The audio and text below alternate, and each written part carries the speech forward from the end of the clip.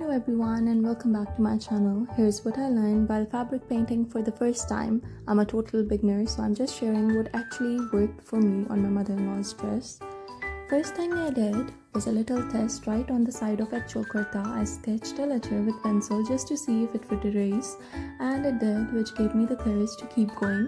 Then I set everything up on the ironing board.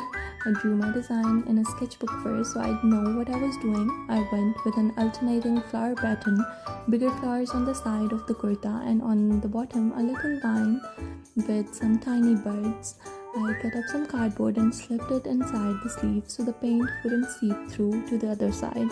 I started painting while I was watching a show. I'm so sad it ended. I finished all the episodes. If you've got something similar to The Mentalist you'd recommend, tell me in the comments please. Fun little fact, while I'm at it, people have been decorating clothes with flowers for centuries. In old Mughal textiles, vines and birds were a sign of prosperity and good luck. So I felt like I was carrying on a tiny tradition. I'd read that you can use a bit of water with the paint, but too much makes it bleed. So I was really careful and only used a little. I started by sketching, then painted some petals in red. After that I added a lighter color for highlights to make them bright. And then I mixed up a bit of blue with red for shading. I put a dab of yellow in the middle for each flower so it would pop. Then I painted the leaves in green, added the little buds and connected everything with vines. I did the same along both sides and front of the arm borders.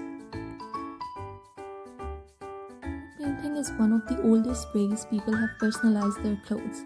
Historians say it goes back over 4,000 years to ancient China and Egypt, where people used natural dyes from plants, fruits, and even crushed shells to paint symbols on fabric. Red came from berries, yellow from turmeric or saffron, blue from indigo leaves. I wasn't just using these little jars of paint.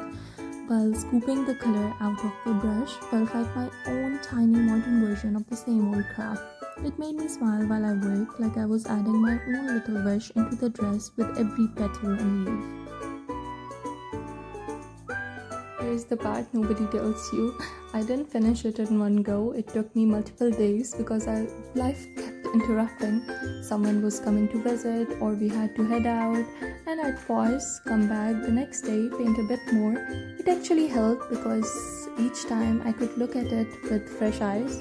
After I finished the vines, I went back and added a few extra leaves and tiny little buds, some bits here and there to fill in the gaps. Just little finishing touches that made it feel complete.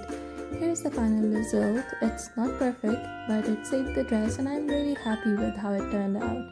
So that's it for today guys. I'll see you in the next one. Allah Hafiz.